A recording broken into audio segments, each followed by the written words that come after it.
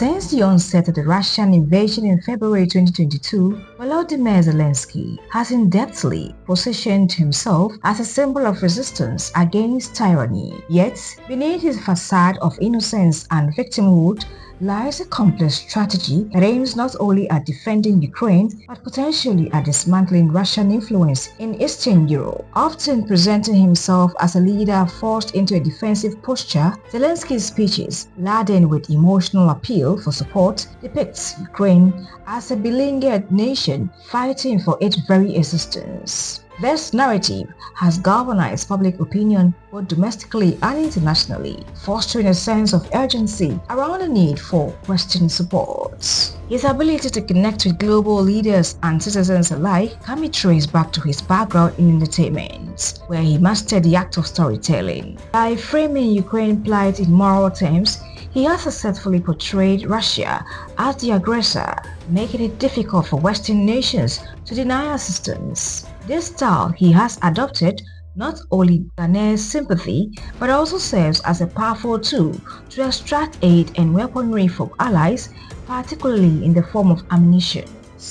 Ukrainian President Zelenskyy's demand for ammunition has been relentless. While it may appear to be a straightforward request for military support, it reveals a deeper strategic calculus. Ammunition is not merely a means of sustaining current defenses, it is a critical component of offensive operations. By continually pressing for more supplies, Zelenskyy is not just seeking to hold the line against Russian advances, but also signaling a readiness to strike back. The persistent calls for ammunition reflect a strategic understanding of the battlefield dynamics. Military analysts note that the ability to sustain firepower can turn the tide of conflict. For Zelenskyy, his style of innocence serves as a dual purpose. It rallies support while simultaneously masking his intentions to build a more formidable military force capable of conducting offensive operations against Russia. Western nations have largely responded positively to Zelenskyy's appeal, providing Ukraine with millions in military aid. However,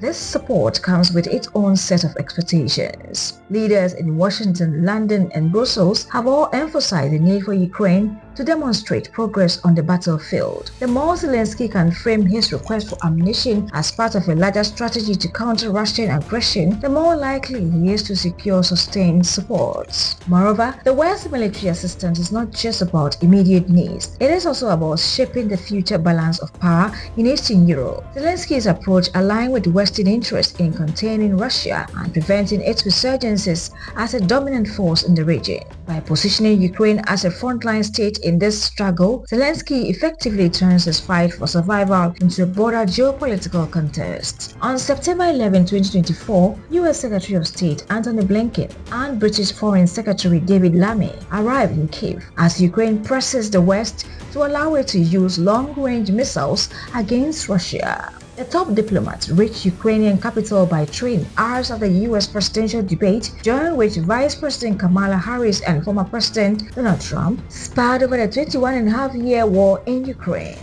Blinken traveled from London, where he accused Iran of providing Russia with FAT 360 short-range ballistic missiles, calling the move a dramatic escalation of the war. For months, Ukraine has been requesting approval to use long-range weapons from the United States and Western allies to strike targets in Russia, and is expected to press harder given Russia's latest reported weapons acquisition. Referring to the missiles from Iran, he added, Russia's use of weapons from its allies to strike at Ukraine continues on our territory. We must be able to respond to such terrorism in kind by destroying military targets on their territory to ensure greater safety for our citizens. Wednesday's visit comes ahead of British Prime Minister Keir Starmer's upcoming trip to Washington, where he would meet President Joe Biden at the White House on Friday. While Zelenskyy's public persona is one of vulnerability and appeal for assistance, the implications of his strategic maneuvering could be profound. If Ukraine manages to secure a significant supply of ammunition and enhance its military capabilities, it could shift from a defensive stance to one of the proactive engagements. This shift might involve targeting not only Russian military positions, but also underlying structures that support